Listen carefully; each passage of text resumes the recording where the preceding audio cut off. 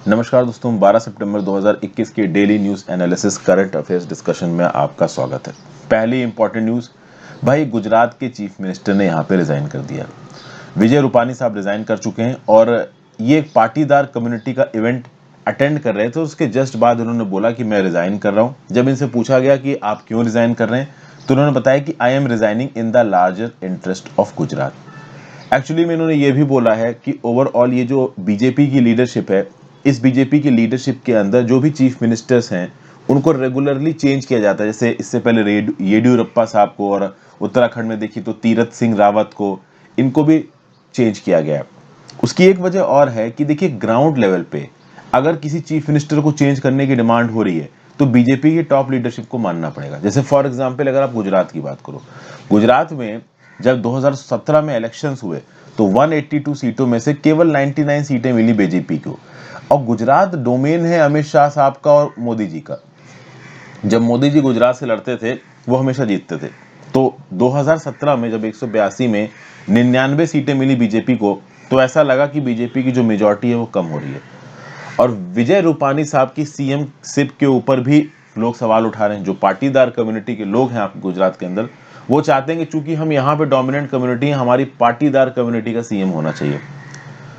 तो जो अपोजिशन की आवाजें थी रूपानी साहब के अगेंस्ट उठ रही थी। ऐसा कुछ नहीं है कि ओवरऑल इनके ऊपर कोई बहुत बड़ा इल्जाम लगाया जा रहा है। हाँ, कोविड-19 के मिसमैनेजमेंट के चलते उस समय पे भी विजय रूपानी साहब से बोला गया था कि भाई रेजिग्नेशन दो अपना।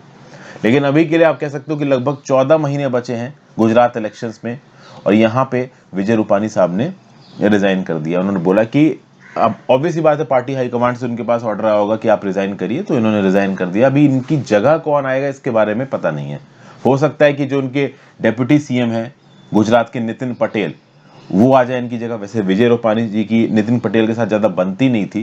तब इस प्रकार की लोकल पॉलिटिक्स देखिए चलती रहती है। वैसे मैं बोलूंगा कि इस प्रकार की चीजें अच्छी होती हैं। अच्छी इसलिए होती है क्योंकि अगर एक चीफ मिनिस्टर किसी पर्टिकुलर जगह पर राज कर रहा है तो उस जगह के लोगों के अंदर उस चीफ मिनिस्टर के लिए एक्सेप्टेबिलिटी होनी चाहिए। कम से कम पार्टी कैडर्स के अंदर तो होनी चाहिए। ये बीजेपी पार्टी के लिए डिफीटिंग हो जाएगा कि पाटीदार कम्युनिटी बीजेपी पार्टी को सपोर्ट कर रही है और पाटीदार कम्युनिटी बोले कि भाई हम ये पर्टिकुलर सीएम नहीं चाहते हैं, और पाटीदार कम्युनिटी की वोट बेस के बेसिस पे बीजेपी जीतती है, तो दैट इज पॉलिटिकली डिफीटिंग। समझ गए? तो इसीलिए यहाँ पे मोस्ट प्रॉब्ली विजय रूपानी साहब को रिप्लेस किया जाएगा। अब बात की जाए रेजिग्नेशन ऑफ चीफ मिनिस्टर की। देखिए चीफ मिनिस्टर का टेन्योर कोई फिक्स नहीं होता। Chief minister holds office during the pleasure of the government, ये तो नाम का है, प्लेजर ऑफ द गवर्नर।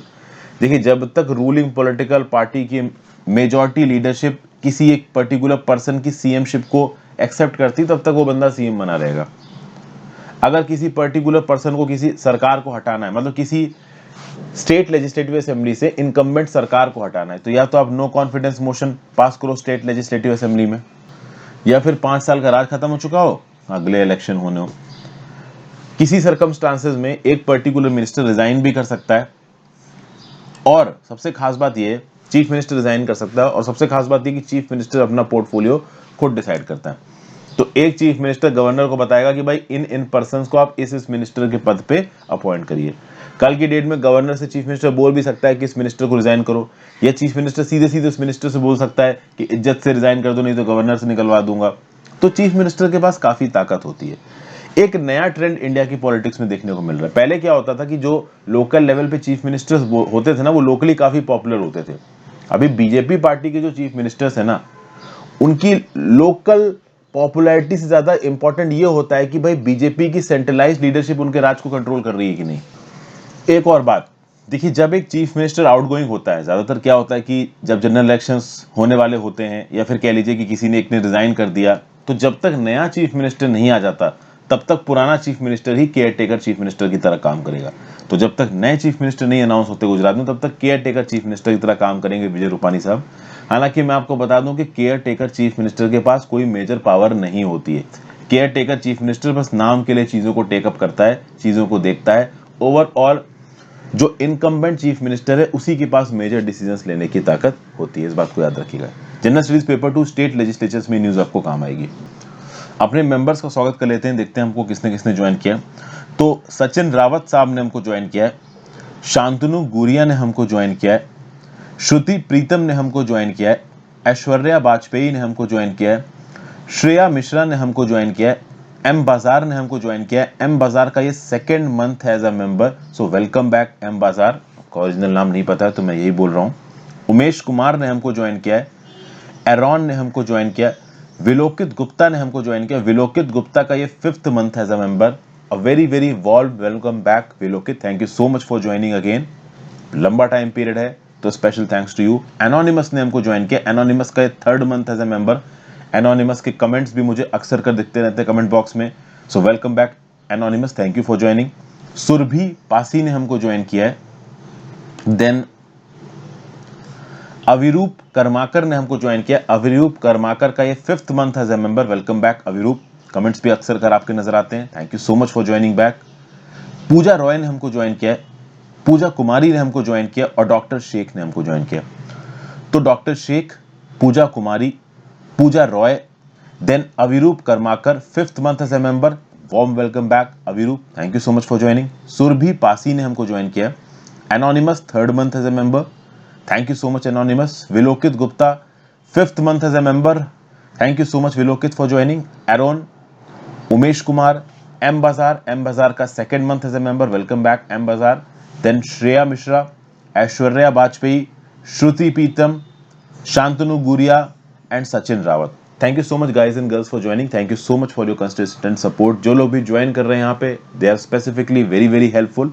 मैं आपके लिए कुछ अलग से वीडियोस भी अभी आने वाले समय में जल्दी ही अपलोड करूंगा। मैंने बहुत सी वीडियोस प्लान कर रखी, खासकर एमसीक्यू वगैरह, प्रैक्टिस वगैरह की, और भी बहुत सारी जो कि मैं मेंबर्स के लिए स्पेसिफिकली अपलोड करूंगा। हाँ, ज्यादातर फ्री ही रहेंगी, हाँ कुछ वीडियोस मैं स्पेसिफिकली आपके लिए अलग से लाऊंगा। So thank you so much for the special support. Second news पे आ जाते हैं। District mineral foundation trust exempt from paying taxes. District mineral foundation trust के बारे में आप जानते हैं? देखिए, mines and minerals development and regulation MMDR act में एक अमेंडमेंट किया गया 2015 में, और इस अमेंडमेंट में बोला गया कि एक डिस्ट्रिक्ट मिनरल फाउंडेशन ट्रस्ट खोला जाएगा उस हर डिस्ट्रिक्ट में जिस डिस्ट्रिक्ट में भाई माइनिंग हो रही है। आपको पता है कि अगर किसी भी डिस्ट्रिक्ट में माइनिंग हुई, वो पूरा का पूरा जियोलॉजिकल लैंडस्केप बदल जाती है। पूरे के पूरे जंगल के जंगल साफ कर दिए जाते हैं। जंगल के जंगल साफ करने के बाद मान लो वहां पे कोल माइन, अंदर से कोयला निकाला जा रहा है, भाई एक लहलहाता हुआ हरा भरा इलाका ना, बिल्कुल आप कह सकते हो कि कालिक पुज जाती है उसके ऊपर, इतनी गंदगी मच जाती है माइनिंग से। तो अगर किसी पर्टिकुलर इलाके की इकोलॉजी पे इतना फर्क पड़ रहा है तो उसको कुछ ना कुछ फायदा भी मिलना चाहिए। तो बोला गया भाई MMDR एक्ट को अमेंड करके कि DMF बनाएंगे। इस डिस्ट्रिक्ट मिनरल फाउंडेशन ट्रस्ट में पैसा डाला जाएगा। वो पैसा कौन देगा? ये माइनिंग कंपनीज देंगी, और उस पैसे से वहां के लोगों के डेवलपमेंट के लिए काम किया जाएगा। तो ये जो डिस्ट्रिक्ट मिनरल फंड होता है, it is a trust setup as a non profit body in districts affected by mining related operation to work for the interest and benefit of persons and areas affected by such operations. तो ऐसे इलाकों में ये जो mining के चलते जो वहां के इलाके पे फर्क पड़ता है, जो वहां के लोगों को फर्क पड़ता है, वहां के लोगों के लिए कुछ एक्स्ट्रा करने के लिए DMF ट्रस्ट बनाया जाता है। तो जो भी माइनिंग के लाइसेंस होल्डर्स होते हैं ना, चाहे वो मेजर लाइसेंस होल्डर हो चाहे वो माइनर लाइसेंस होल्डर हो, उनको एक प्री फिक्स्ड फॉर्मूला के हिसाब से पैसा जमा होता है इस DMF फंड में। ठीक है भाई। अब है क्या कि इस DMF फंड में रेगुलरली पैसा आ रहा है, तो चूंकि रेगुलरली पैसा आ रहा है तो इनकम टैक्स एक्ट के अंदर इसके ऊपर इनकम टैक्स लगाया जा सकता है। तो अभी के लिए न्यूज निकल के आई है कि फाइनेंस मिनिस्ट्री ने 165 डिस्ट्रिक्ट मिनरल फाउंडेशन ट्रस्ट को इनकम टैक्स से एग्जेम्प्ट कर दिया, या फिर बोला है कि भाई इनकम टैक्स एक्ट का कोई भी प्रोविजन इनके ऊपर लागू नहीं होगा। Total number of DMF trust यानी कि डिस्ट्रिक्ट मिनरल फाउंडेशन ट्रस्ट जो कि इनकम टैक्स के एम्बेट के अंदर नहीं आते, वो हो चुके हैं 316।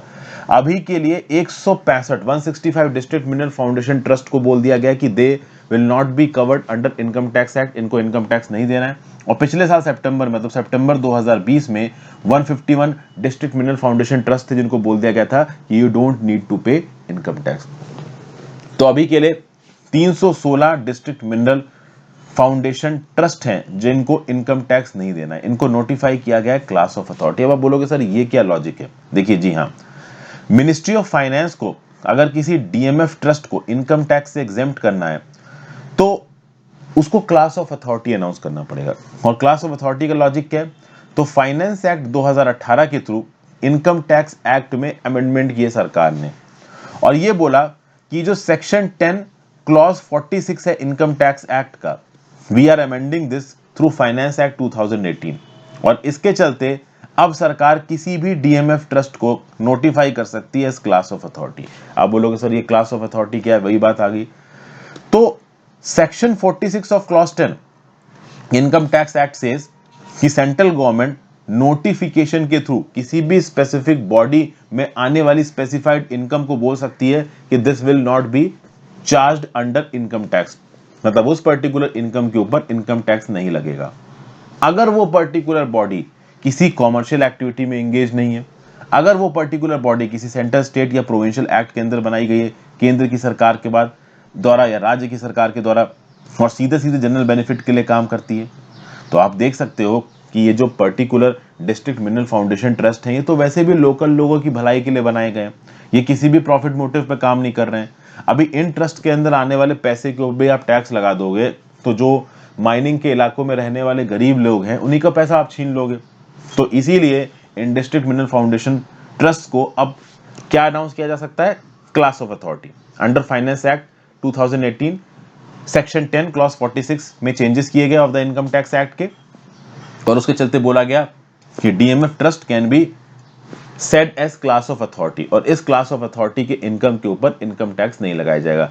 अब 316 ऐसे डिस्ट्रिक्ट मिनरल फाउंडेशन ट्रस्ट हैं इंडिया में जिनके ऊपर किसी भी प्रकार का इनकम टैक्स नहीं लगेगा। तो वल्नरेबल लोगों की भलाई के लिए भारत सरकार क्या कर रही है, उसमें आप इस पर्टिकुलर इंफॉर्मेशन को कोट कर सकते हो, आप अपने नोट्स में इनकॉर्पोरेट कर लो। फाइनेंस एक्ट 2018 के through section 10 clause 46 of the income tax act को अमेंड किया गया है, और इसके थ्रू सरकार हमारे देश के किसी भी डिस्ट्रिक्ट मिनरल फाउंडेशन ट्रस्ट को क्लास ऑफ अथॉरिटी डिक्लेयर कर सकती है, और अगर ऐसा क्लास ऑफ अथॉरिटी डिक्लेयर कर दिया जाता है तो उस डिस्ट्रिक्ट मिनरल फाउंडेशन ट्रस्ट के ऊपर कोई भी इनकम टैक्स नहीं लगाया जाएगा। अभी तक 316 ऐसी डीएमएफ ट्रस्ट को क्लास ऑफ अथॉरिटी डिक्लेयर किया जा चुका है। क्लियर, जीएस पेपर 2 में आपको ये न्यूज काम आएगी। नेक्स्ट बात करते हैं, magistrate can't extend probe under UAPA, unlawful activities prevention act के बारे में आपने सुना होगा। तो सुप्रीम कोर्ट ने बोला है कि magistrates can not favour the probe agency to extend the period of investigation under unlawful activities prevention act. सबसे पहले तो समझते हैं कि भाई अनलॉफुल, अच्छा किसी ने भी अगर अब तक वीडियो पे लाइक का बटन ना दबाया हो दोस्तों, तो प्लीज लाइक का बटन जरूर दबा दीजिए। लोग अक्सर कर भूल जाते हैं, रिमाइंड कराना मेरा काम होता है।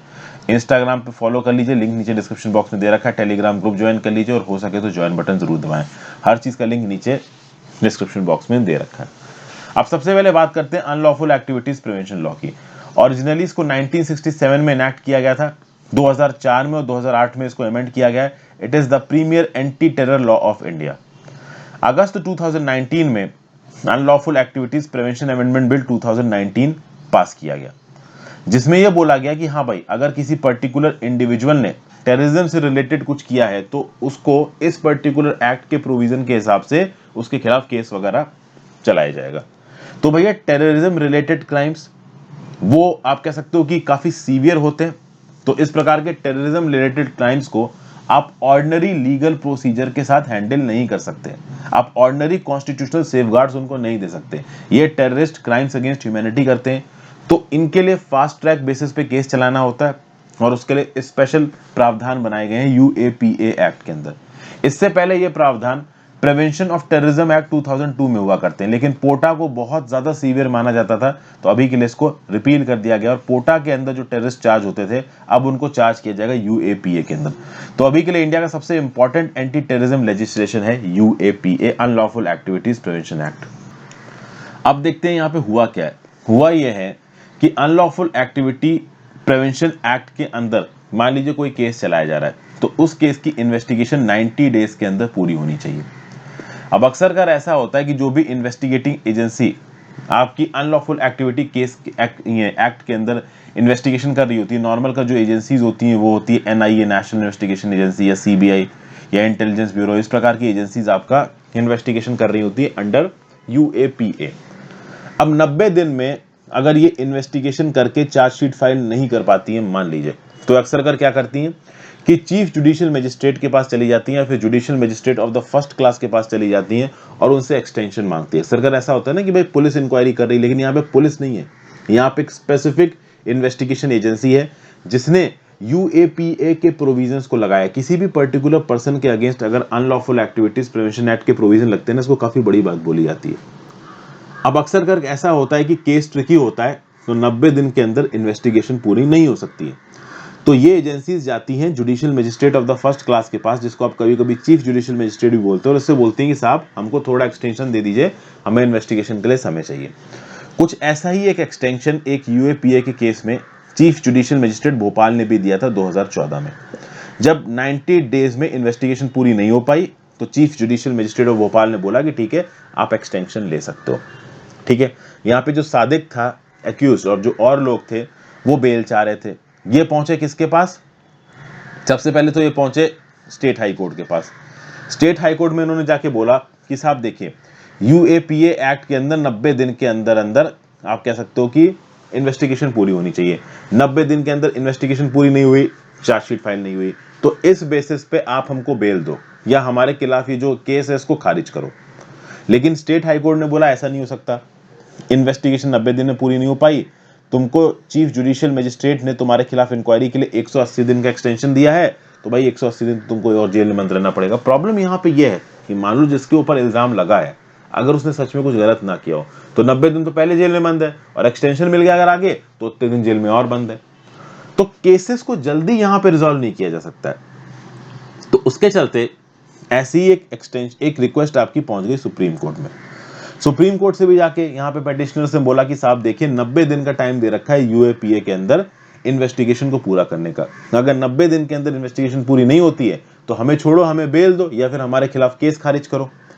तो यहाँ पे सुप्रीम कोर्ट का एक बड़ा इंपॉर्टेंट डिसीजन आ रहा है। सुप्रीम कोर्ट ने क्या बोला है कि अगर आप section 43D clause 2 sub clause B को पढ़ते हो ऑफ द यूएपीए, तो इसमें यह लिखा हुआ है कि भाई अगर कॉम्पिटेंट अथॉरिटी को एक्सटेंशन चाहिए तो एक्सटेंशन के लिए उसको judicial magistrate of the first class या फिर चीफ जुडिशियल मजिस्ट्रेट के पास नहीं, द कोर्ट जो मेंशन करके रखी गई है यूएपीए एक्ट के अंदर उसके पास जाना पड़ेगा। अब साफ साफ यहां पे सुप्रीम कोर्ट ने बोल दिया कि जब द कोर्ट जो मेंशन करके रखा गया है यूएपीए के अंदर, that will be the special court under UAPA. Unlawful activities prevention act के अंदर इसके क्राइम्स को झेलने के लिए, देखने के लिए स्पेसिफिक कोर्ट्स को फॉर्मुलेट किया जा सकता है। तो सुप्रीम कोर्ट का यहां पे बोलना है कि ठीक है भाई, अगर 90 दिन के अंदर इन्वेस्टिगेशन कंप्लीट नहीं हुई, हम समझ सकते हैं, तो उसमें आपको एक्सटेंशन चाहिए इन्वेस्टिगेटिंग अथॉरिटी को, इन्वेस्टिगेटिंग एजेंसी को। वो एक्सटेंशन आपका चीफ जुडिशियल मजिस्ट्रेट या judicial magistrate of the first class नहीं दे सकता है। अनलॉफुल एक्टिविटीज प्रिवेंशन एक्ट के अंदर स्पेसिफिकली अगर कोई कोर्ट बनी है, वो कोर्ट आपको एक्सटेंशन दे सकता है, नॉर्मल जुडिशियल मजिस्ट्रेट आपको एक्सटेंशन नहीं दे सकता। अब यहाँ पे बात आ जाती है कि सर ये नॉर्मल जुडिशियल मजिस्ट्रेट क्या होता है। तो इसके लिए आप जुडिशरी की हायरार्की देखिए इंडिया के अंदर। सबसे ऊपर बैठे हैं पापा जी सुप्रीम कोर्ट, उसके नीचे आते हैं भैया हाई कोर्ट, उसके नीचे आते हैं आपके डिस्ट्रिक्ट कोर्ट, या फिर कह लीजिए कि एक ब्रॉड टर्म है इसके लिए सबऑर्डिनेट और लोअर कोर्ट्स इन डिस्ट्रिक्ट्स, जिसमें क्रिमिनल, सिविल और रेवेन्यू कोर्ट्स हैं। तो सिविल कोर्ट में सबसे पहले डिस्ट्रिक्ट कोर्ट, डिस्ट्रिक्ट जज बोल सकते हो। क्रिमिनल कोर्ट में भी आपका डिस्ट्रिक्ट जज है, लेकिन क्रिमिनल है तो उसको सेशंस जज बोला जाता है। रेवेन्यू वाले साइड पे board of revenue, commissioner, collector, tehsildar, assistant tehsildar होते हैं, तो इसको तो हटा ही दो आप। मेन सिविल और क्रिमिनल कोर्ट होता है। तो अगर आप क्रिमिनल कोर्ट में सेकंड नंबर पे देखोगे तो मेट्रोपॉलिटन और फर्स्ट क्लास मजिस्ट्रेट, इसी को आप चीफ जुडिशियल मजिस्ट्रेट भी बोलते हो। इसके एक स्टेप ऊपर होता है डिस्ट्रिक्ट जज या सेशंस जज। तो सबसे ऊपर सुप्रीम कोर्ट, उसके नीचे हाई कोर्ट, उसके नीचे डिस्ट्रिक्ट कोर्ट। डिस्ट्रिक्ट कोर्ट के नीचे जो अथॉरिटी होती है ना जुडिशरी की, उसको बोला जाता है judicial magistrate of the first class. मैं क्रिमिनल साइड पे बात कर रहा हूँ। सिविल कोर्ट में इसको सब जजेस फैमिली बोलते हैं, ठीक है। तो क्रिमिनल साइड पे स्टेट लेवल पे सबसे पहले आते हैं सेशंस जज या सेशंस कोर्ट, जिसको आप सिविल मैटर्स में डिस्ट्रिक्ट कोर्ट भी बोलते हो। उसके नीचे judicial magistrate of the first class, उसके नीचे judicial magistrate of the second class, उसके नीचे judicial magistrate of the third class. तो ज्यादातर केसेस में इन्वेस्टिगेशन 90 दिन में पूरी नहीं हुई तो इस judicial magistrate of the first class से जाके एक्सटेंशन लिया जाता है।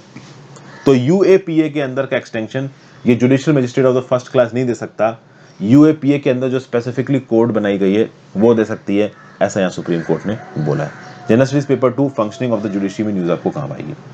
फिर चौथी न्यूज है कि आसाम गवर्नमेंट ने फिर से एफ्सपा को 6 महीने के लिए बढ़ा दिया है। एफ्सपा पहली बार नवंबर 1990 में आसाम में लगाया गया था और तब से लेके आज तक हर 6 महीने पे इसको रिव्यू किया जाता है आसाम की सरकार के द्वारा और एक्सटेंड कर दिया जाता है। आसाम ने फिर से डिस्टर्ब्ड एरिया स्टेटस दे दिया अपने आप को और overall armed forces special power act को यहाँ पे 6 महीने के लिए और लगा दिया गया। नॉर्थ ईस्ट में एफ्सपा लगा हुआ है आसाम में, नागालैंड में, तो आसाम, नागालैंड, मणिपुर में भी एफ्स्पा लगा हुआ है। जो इम्फाल म्यूनिसिपल कॉर्पोरेशन इलाका है, इम्फाल म्यूनिसिपल काउंसिल का जो इलाका, वहां पे एफ्स्पा नहीं है। फिर अरुणाचल प्रदेश की शांगलांग, लोंगडिंग और तिराप डिस्ट्रिक्ट्स में लगा हुआ है आपका एफ्स्पा। फिर अरुणाचल प्रदेश और आसाम के बॉर्डर पे 8 पुलिस स्टेशन के ज्यूरिडिक्शन में लगा हुआ है एफ्स्पा। बहुत लंबे समय से सिविल सोसाइटी ग्रुप्स और अलग अलग जो राइट्स एक्टिविस्ट हैं वो बोलते हैं कि भाई एफ्स्पा बहुत ज्यादा, आप कह सकते हो कि डिस्क्रिशनरी कानून है, इसको नहीं लगाया जाना चाहिए। एफ्स्पा सिक्योरिटी फोर्सेस को एम्पावर करता है कि ये कहीं पे भी ऑपरेशंस कंडक्ट कर सकते हैं, किसी को भी अरेस्ट कर सकते हैं विदाउट एनी प्रायर वारंट। एफ्स्पा है क्या? ये आर्मी को, स्टेट को, सेंट्रल पुलिस फोर्सेस को ये ताकत देता है कि they can shoot to kill, they can search houses, they can destroy any property. AFSPA militancy और अर्जेंसी को भी टेकअप करता है, मतलब इंसर्जेंसी को भी टेकअप करता है। यहाँ पे सिक्योरिटी फोर्सेस किसी को भी अरेस्ट कर सकती हैं। अगर जरूरत से ज्यादा तरखाट मचा रहे हैं लोग तो गोलियां भी मार सकती हैं। मिलिटेंसी को कॉम्बैट करने के लिए और इंडिया की इंटरनल सिक्योरिटी को सेफ गार्ड करने के लिए यहाँ पे एफ्स्पा लगाया जाता है। जनरल स्टडीज पेपर 3 में नॉर्थ ईस्ट की insurgency, left wing extremism, various security forces और टेररिज्म इन हिंटरलैंड में ये न्यूज आपको काम आएगी। नेक्स्ट न्यूज है world's largest plant capturing CO2। देखिए दुनिया का सबसे बड़ा प्लांट बनाया गया है जो कि एटमॉस्फेयर से कार्बन डाइऑक्साइड को सक आउट करेगा और उसको रॉक में, आप कह सकते हो, कन्वर्ट करके डीप क्रस्ट में डाल देगा, मतलब बिल्कुल ही डीप अर्थ के अंदर उस पर्टिकुलर कार्बन डाइऑक्साइड को डिस्पोज ऑफ कर देगा। इस प्लांट को नाम दिया गया है ओरका, ORCA। आइसलैंडिक वर्ड ओरका के ऊपर प्लेस्ड है। आइसलैंडिक वर्ड ओरका का मतलब होता है एनर्जी। इस पर्टिकुलर प्लांट में 4 यूनिट्स हैं और हर यूनिट 2 मेटल बॉक्सेस से बनी हुई है। ठीक है भाई। Similar in appearance to the containers used for maritime transport. एक बार के लिए अगर आप इस फोटो को देखो तो आपको ये 2 यूनिट्स नजर आ रही है। अब ये जो 2 यूनिट्स है ना, ये क्या करेंगे कि हवा को अपने अंदर सक करेंगे और हवा को अपने अंदर सक करने के बाद उसमें से कार्बन डाइऑक्साइड को अलग करेंगे। इस पर्टिकुलर ओरका को बनाया है स्विट्जरलैंड क्लाइमेट और आइसलैंड कार्ब फिक्स ने। 4000 टन ऑफ कार्बन डाइऑक्साइड ये लोग सालाना एयर से बाहर निकालेंगे। यूएस की एनवायरमेंटल प्रोटेक्शन एजेंसी को बोलना है कि ये 870 कार का सालाना एमिशन है। तो 870 कारें पूरे साल में जितना एमिशन करेंगी उतना कार्बन डाइऑक्साइड एक साल के अंदर अंदर ये पर्टिकुलर प्लांट बाहर निकाल देगा एटमॉस्फेयर से। तो एक कलेक्टर है, ये कलेक्टर आपको इस फोटो में दिख रहा है। ये जो ब्लेड्स हैं इससे हवा अंदर घुसेगी, हवा अंदर घुसेगी, उस हवा में ऑब्वियस सी बात है कार्बन डाइऑक्साइड भी होगा। अंदर जाएगी तो वहां पे फिल्टर मटेरियल होगा, टेम्परेचर को बढ़ाया जाएगा। टेम्परेचर को बढ़ाने के बाद उस पर्टिकुलर हवा से CO2 को अलग किया जाएगा। फिर CO2 को पानी के साथ मिक्स करके 1000 मीटर की गहराई पे डंप कर दिया जाएगा और इससे क्या होगा कि एटमॉस्फेरिक CO2 हमारी पृथ्वी की गहराइयों में पहुंच जाएगी और overall green house gas effect में अपना रोल प्ले नहीं करेगी। ये this is a very expensive technology. तो मैसिव स्केल पे इसको अडॉप्ट करने में 10 साल लग सकते हैं, डेकेड्स लग सकते हैं, ऐसे बोला जा रहा है। जनरल स्टडीज पेपर 3 में न्यूज आपको काम आएगी। फिर नेक्स्ट न्यूज है डिजिटल पॉपुलेशन क्लॉक। तो 10 सितंबर 2021 को union ministry for state of health and family welfare Bharati Pravin Pawar साहब ने डिजिटल पॉपुलेशन क्लॉक को रिलीज किया। क्या ऑब्जर्व किया? Population policy should intend to stabilise population and it requires both macro and micro approach. तो भाई ग्राउंड लेवल पे, micro level पे, इंडिविजुअल के लेवल पे और ओवरऑल पॉपुलेशन के भी लेवल पे पॉपुलेशन को स्टेबलाइज करना जरूरी है ताकि जो भी पॉपुलेशन, जो भी लोग हमारे सामने हैं उनको हम clean fuel, house, clean water और हेल्थ केयर प्रॉपर तरीके से मुहैया करवा सके। इसके लिए पॉपुलेशन एस्टिमेशन बहुत ज्यादा जरूरी है और इस पॉपुलेशन को स्टेबलाइज करना बहुत ज्यादा जरूरी है। इस पॉपुलेशन को ओवरऑल फैमिली प्लानिंग के बारे में बताना बहुत जरूरी है और इस पॉपुलेशन के बेसिस पे रिसोर्सेज को एलोकेट करना भी बहुत जरूरी है। यहाँ पे पॉपुलेशन रिसर्च सेंटर भी एक बहुत मेजर रोल प्ले करने वाले हैं। तो ये जो पॉपुलेशन क्लॉक है ये मिनट बाय मिनट इंडिया में जो ओवरऑल पॉपुलेशन का हिसाब है वो देगी। कितनी पॉपुलेशन इंडिया की उसके बारे में बताएगी, टोटल फर्टिलिटी रेट के बारे में बताएगी, इन्फेंट मोर्टेलिटी रेट के बारे में बताएगी, मैटरनल मोर्टेलिटी रेट के बारे में बताएगी। तो यंग जनरेशन के अंदर अवेयरनेस होगी कि एक्चुअली में इंडिया में पॉपुलेशन कितनी है। ओवरऑल रिसर्च भी इससे होगी और जगह जगह पे जितनी भी पॉपुलेशन है उसके हिसाब से रिसोर्सेज भी मुहैया किया जाएंगे। इंडिया में टोटल पॉपुलेशन लगभग 139 करोड़ है एज ऑफ 11 सितंबर 2021। वर्डोमीटर के एलेबोरेशन के हिसाब से 2020 में ये नंबर लगभग 138 करोड़ था। दुनिया की 17.7% पॉपुलेशन इंडिया में। नंबर 2 है हम लोग पॉपुलेशन के रिस्पेक्ट में। पॉपुलेशन डेंसिटी है हमारी 464 पर स्क्वायर किलोमीटर।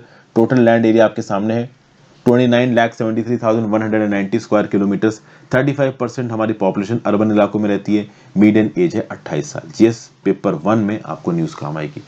और आज की आखिरी news, India Japan 6th maritime affairs dialogue.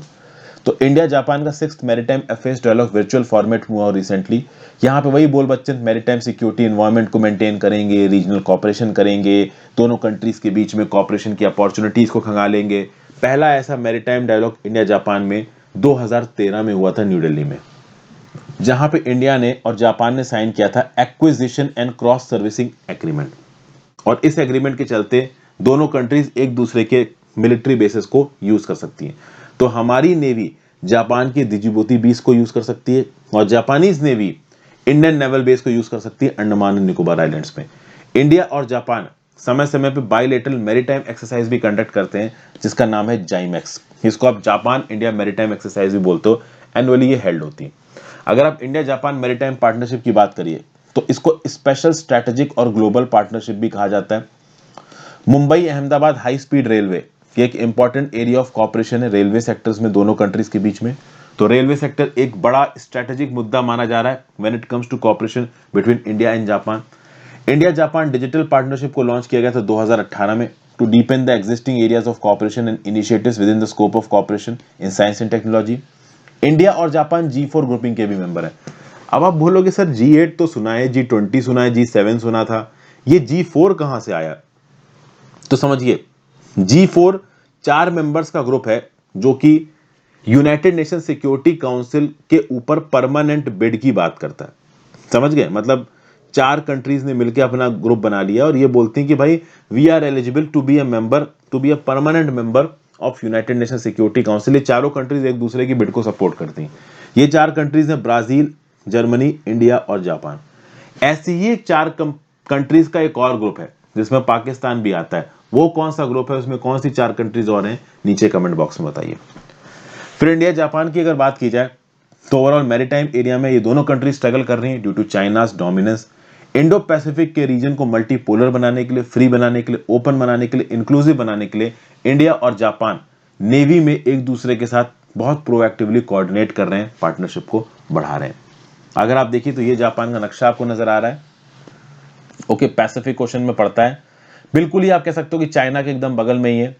China के साथ यहाँ नॉर्थ कोरिया जुड़ा है। नॉर्थ कोरिया के साउथ में चले जाइए तो साउथ कोरिया है। यहाँ पे आपको जापान है और ये आपको सी ऑफ जापान नजर आ रहा है। तो बेसिकली रशिया और जापान के बीच में जो सी है वो सी ऑफ जापान है। आप कह सकते हो कि रशिया और जापान के बीच में सी ऑफ जापान है, इधर नॉर्थ कोरिया है। सीधे सीधे तो अगर जापान की मैरीटाइम बाउंड्री चाइना से देखें तो इस डोमेन में जाके लगती है। एक और आपसे सवाल है, ये जो वाटर बॉडी नजर आ रही है ना, जहां पे मैं मार्क कर रहा हूं इस समय पे, इस वाटर बॉडी का नाम बताइए। तो ये थी आज की पर्टिकुलर न्यूज दोस्तों। जनरल स्टडीज पेपर 2 में ये पर्टिकुलर न्यूज आपको काम आएगी। So thank you for watching. ज्यादा से ज्यादा लोगों के साथ इस वीडियो को शेयर करिएगा। आप अपने व्यू पॉइंट नीचे कमेंट बॉक्स में दे सकते हैं। इंस्टाग्राम पे फॉलो कर लीजिए, ज्वाइन बटन दबा के जरूर हेल्प करें अगर हो सकता है तो। Thank you for watching friends, have a great day, goodbye, ध्यान रखिए अपना।